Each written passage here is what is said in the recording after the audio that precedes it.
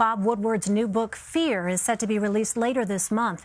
The Washington Post says it's based on interviews with top administration officials and sources close to the administration. It's being published by Simon & Schuster, a division of CBS. The Post released a recording of the president speaking with Woodward, in which Woodward claims he did try to reach the president for comment. And I don't know how things work over there in terms of getting to you. Well, if you would call Madeline in my office, did you speak to Madeline? No, I didn't. But Madeline is the key. She's the secret because she's the person. I talked to Kelly. Well, a lot of them are afraid to come and talk, or they are busy. I'm busy. But I don't mind talking to you. I would have spoken to you. I spoke to you 20 years ago. I spoke to you a year and a half or 2 years ago. I understand. And I certainly don't mind talking to you, and I wish I could have spoken to you. Okay, let's bring back in CBSN political contributor Caitlin Huey-Burns and CBS News political correspondent Ed O'Keefe. First of all, Caitlin, let me start with you. How is the White House reacting to this book? And is it a different kind of reaction than we've seen compared to other books that have been released? You know, interestingly enough, they're kind of using some of the similar lines, trying to denigrate Woodward, question his credibility, the same lines of attack we saw with that Fire and Fury book released last year by Michael Wolff. There is a key difference here, of course, which is that Woodward is a very well-known, well-respected journalist, of course, from the Watergate era, breaking that story for the Washington Post. Someone who is not seen as a political figure, someone who is seen as someone who does, really the shoe leather reporting, and his sources are valid and very different from what we saw with Michael Wolff. So the White House is going to have a difficult time questioning the credibility of Woodward here. And also because if you listen to that tape, obviously the president was open to talking to him, as he was on that phone call, and said that he was happy to talk to him. And so that all, really, I think, puts a hole in the White House's argument here. But again, this is going to create several days' worth of a drama surrounding this White House, hovering over this White House as they're trying to get their Supreme Court nominee through. The Supreme Court nominee, of course, very important to the Republican base and a key achievement of the president's. Well, does this book, Ed, Fear, seem different from other books about this White House? The reason it'll be seen as different is you have to appreciate Woodward's reporting methods. Mm-hmm. He will interview somebody for hours. He will record every conversation if given permission.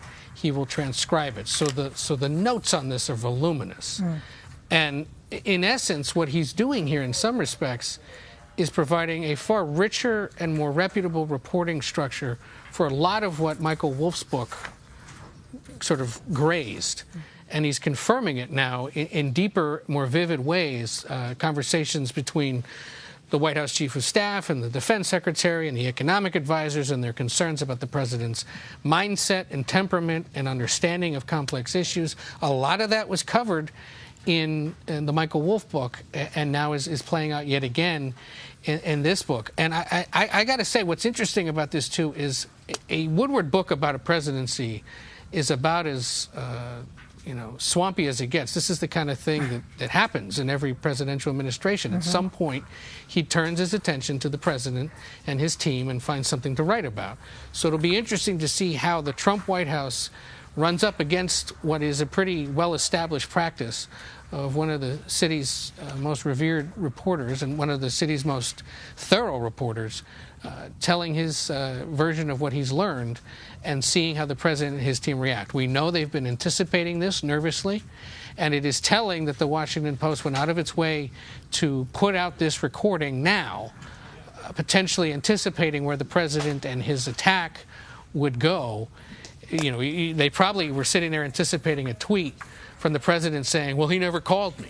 And so now they can sort of show people, actually, we did try to reach him, and as that recording shows, Woodward explains that he tried to reach the president through several different people and never heard back. And it's similar to what the exchange was like between the president and Omarosa, where the president sort of claimed that he didn't know that Omarosa had been dismissed. And in this case, the president was saying, well, why didn't you call me?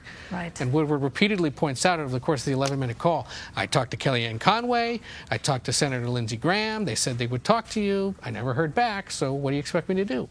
Yeah, so Ed, to follow up on that point, and also Caitlin's point about the White House strategy going after the credibility of Woodward here, the president has done an interview with the Daily Caller, and this is what he says about the book. Quote, "It's just another bad book. He's had a lot of credibility problems," adding, "I probably would have preferred to speak to him, but maybe not. I think it probably wouldn't have made a difference in the book. He wanted to write the book in a certain way. It's just nasty stuff. I never spoke to him." Then he goes on to say, "Maybe I wasn't given messages that he called.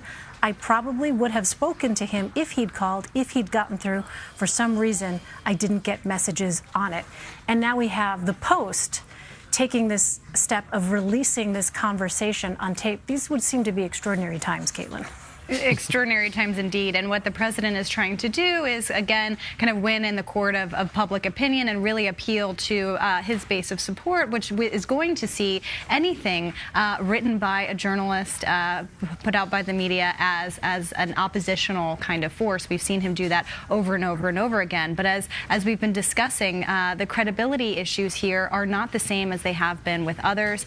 This is someone, of course, who is known for being very credible and has people on the record, has all of these wide variety of sources, and the tapes and notes, as Ed said, to back it up. I think this does put the White House in a very difficult situation, however, because this is going, again, to be in the news as the book comes out, as pieces and excerpts and other reporting about the book comes out, and people can see for themselves what it says. I'm curious how this prompts the president to respond, to try to distract the news cycle, to try to change the narrative, as we've seen him do over and over again when other things like this come up. So the president is holding a rally in Montana on Thursday and North Dakota on Friday.